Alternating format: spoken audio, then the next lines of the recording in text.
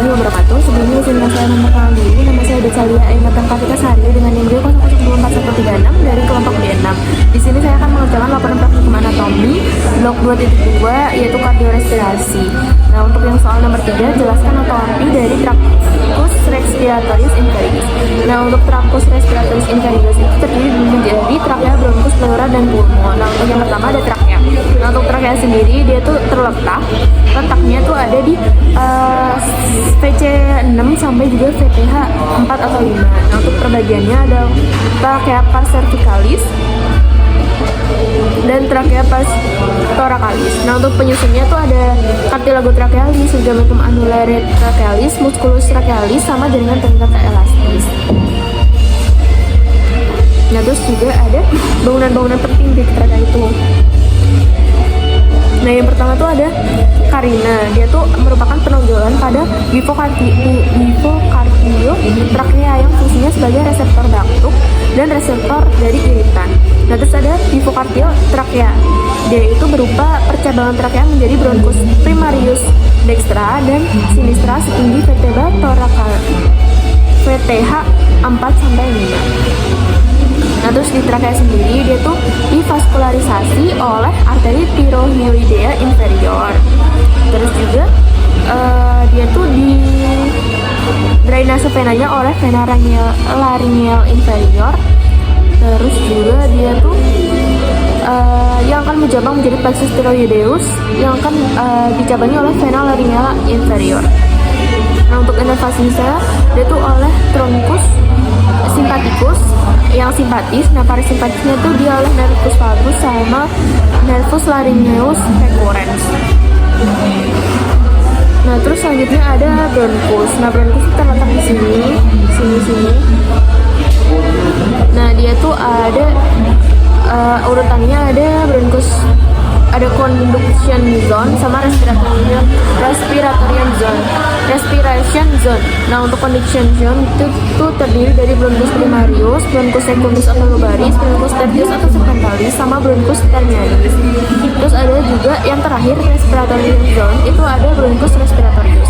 Nah, untuk kartilago dan adanya kartilago dan tidak. Nah, untuk tiga yang pertama ada primarius, secundus, sama tertius itu ada kartilago. Nah, untuk yang selanjutnya terminalis sama respiratoris dia itu sudah tidak ada kartilago.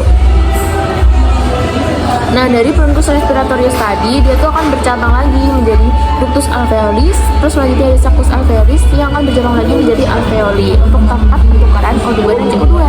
Nah, untuk yang pertama ada bronkus primarius. Nah, bronkus primarius itu dia tuh dimulai dari bifokardio tadi sampai hilum pulmonalis. Dia tuh ada sepasang bronkus dexter sama sinister. Nah, apa sih bedanya dexter sama sinister? Nah, untuk dexter sendiri dia tuh lebih pendek gitu segini, terus dia tuh lebih lebar dibanding yang sinister.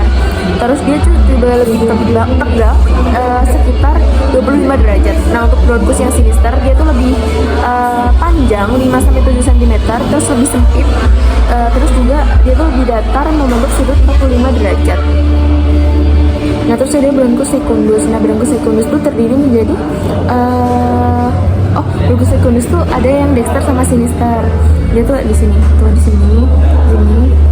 Nah, dia tuh jumlahnya untuk yang dexter dia tuh ada 3 lobus sesuai dengan lobus pulmo. 1, 2, 3. Terus yang ini ada 2 yang sinister. Nah, untuk letak skleratopisnya dia tuh masuk hilum pulmonalis tinggi VT5. Nah, untuk yang dexter. Nah, untuk yang sinister dia itu masuk hilum pulmonalis tinggi VT6. Nah, untuk penamaannya sendiri dia tuh yang pertama ada bronkus secundus eparterialis dan kedua ada bronkus secundus hyperterialis. Nah, untuk yang sinister dia tuh keduanya merupakan bronkus secundus hyperterialis. Nah, untuk sini itu ada bronkus tertius. Nah, jumlah bronkus tertius itu tergantung pada jumlah segmen paru. Nah, untuk dexter tuh biasanya ada 10 bronki, kalau sinister ada 8 sampai 9 bronki. Nah, bronkus tertius nanti akan bercabang menjadi bronchiolus yang tidak memiliki cartilago. Nanti bronkus yang bercabang nanti menjadi 4-5 bronchiolus terminalis yang merupakan sistem akhir dari konduksi. Nah, dia tuh bronchus terminalis akan bercabang menjadi bronchus respiratorius, tempat pertukaran udara pertama terjadi, terus ductus alveolis sama sacculus alveolaris yang akan berakhir di alveolus. Nah, ini untuk ininya penjelasannya. Ini alveolus, ductus, sacculus alveolus, ductus alveolus, bronchus respiratorius, bronchus terminalis, bronchus conductus. Nah, yang selanjutnya ada pulmo. Nah, pulmo ini terdiri dari basis, apex, dua facies, sama 3 margo. Nah, untuk basis pulmonalis dia itu terletak di atas diafragma. Nah, untuk apexnya dia terletak di atas costae 1 dan masuk ke dasar leher. Nah, untuk fasiesnya itu ada 2, ada costalis sama mediastis. Nah, untuk costalis itu menghadap costae dan spatum intercostale di cavum thorax. Terus ada fasies mediastinis yang berbatasan dengan mediastinum di anterior dan columna vertebralis di posterior. Terus terdapat hilum pulmonalis yang merupakan tempat keluarnya masuk banyak struktur. Nah, untuk margonya itu ada margo inferior yang bertepi tajam dan memisahkan basis pulmo dan fasies costalis. Terus ada margo anterior et posterior yang memisahkan fasies costalis dan fasies mediastinalis. Nah, untuk pulmonester itu dia tuh terdiri dari 3 lobus. Ada lobus superius yang SIC 2, lobus medius SIC 4, lobus inferius SIC 6. Nah, terus ada 10 segmen dari bronchioles tertius. Ada lobus superius, spesial horizontals, lobus medius, spesial oblique, lobus inferius, arteria suprachiasmatica, vena suprachiasmatica, vena bronchiolus sepalica dextras, vena bronchiolus sepalica sinistra, vena cava superior, arteria pulmonalis, vena pulmonalis cor, vena cava inferior, diafragma, vena zygos, esophagus, bronchus, lobus superius, dan costae 1. Nah, terus ada juga fissura oblique pulmonalis dextra sama fissura horizontalis pulmonalis dextra. Nah, selanjutnya ada ligamentum pulmonalis yang fungsinya untuk menstabilkan posisi lobus inferius dan mengakomodasi gerakan naik turun dan struktur diuretis pulmonalis pada saat bernapas. Nah, terus selanjutnya ada pulmo sinister. Nah, pulmo sinister itu terdiri dari 2 lobus saja, yaitu di SIC 2 sama SIC 6. Dan terdiri dari 8 sampai 9 segmen dari bronchis tertius, terus ada fissura oblique pulmonalis sinister sama lingula pulmonalis. Nah, terus ada ligamentum pulmonalis juga yang fungsinya untuk menstabilkan lobus inferior dan mengakomodasi gerakan yang turun dari struktur di radix pulmonalis pada saat bernafas. Nah, selanjutnya ada radix et hilum pulmonalis. Itu terdiri dari radix pulmonalis yang merupakan kumpulan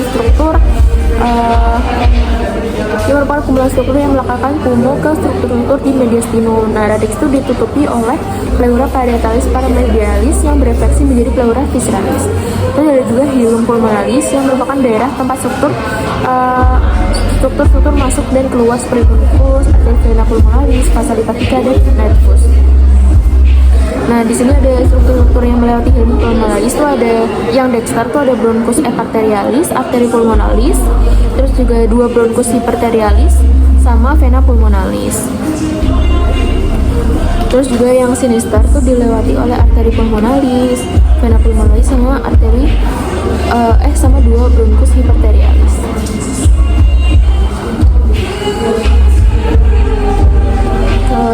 Selanjutnya untuk vaskularisasi dari pulmo sendiri, dia tuh divaskularisasi secara fungsional oleh arteri vena pulmonalis sama nutritif oleh arteri vena bronchialis. Nah, untuk drainase limfanya dia tuh menuju nervus NL tracheal bronchialis. Nah, untuk inervasinya dia tuh oleh plexus pulmonalis. Nah, selanjutnya ada pleura. Ini pleura terdiri dari 3 lapisan, ada pleura parietalis, visceralis, sama cavum pleura. Nah, pleura tuh kayak analogi balon. Nah, untuk pleura parietalis tuh yang dekat sama jantung, sama paru-paru. Terus ada cavum pleura yang isinya kayak cairan, sama pleura visceralis yang paling untuk pleura parietalis tuh yang paling luar. Terus ada cavum pleura yang isinya cairan. Terus ada pleura visceralis yang paling dekat sama paru-paru. Nah, bagian balon tadi yang nggak tersentuh tuh parietalis, yang tersentuh tuh visceralis. Nah, yang ruangannya tuh cavum pleura sama tangan kita tuh adalah pulmo. Nah, tekanan di dalam pulmo ini, cavum pleura tuh selalu dipertahankan negatif agar udara bisa dipompa masuk ke pulmo dan keluar pulmo. Nah, selanjutnya ada pleura parietalis. Dia tuh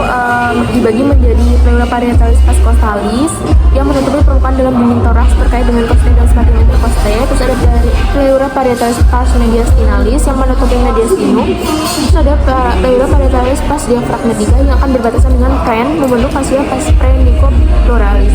Terus ada pleura cervicalis yang melapisi apes pulmonalis bagi kutub atau gulgula pleura di atas costae 1. Nah, selanjutnya ada potential space. Potential space itu terdiri menjadi recessus osteomediastinalis yang berada di tempat pleura parietalis pars costalis bersentuhan dengan pleura parietalis pars mediastinalis. Nah, terus ada recessus costodiaphragmaticus yang dibentuk oleh lipatan pleura costalis dan diaphragmatica berisi cairan ketika berdiri, memungkinkan pulmo bergerak ketika bernafas.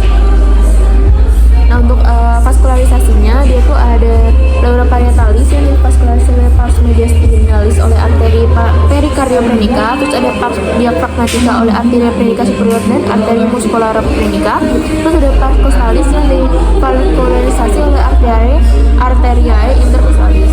Nah, kalau pleura visceralis itu divaskularisasi oleh arteri bronchialis cabang aorta dan descendant pars thoracis. Terus untuk drainase venanya, kalau pleura parietalis itu oleh vena kemudian bersatu dengan vena sistemik bagian ini toraks yang berdekatan. Terus ada pleura visceralis yang bermuara ke vena pulmonalis. Nah, untuk inervasinya tuh ada pleura parietalis diinervasi oleh DSA yang menimbulkan nyeri, itu ada pars costalis oleh nervus intercostalis sama pars diaphragmatica dan mediastinalis oleh nervus phrenicus. Nah, untuk pleura parietalis visceralis itu dia tidak timbul nyeri.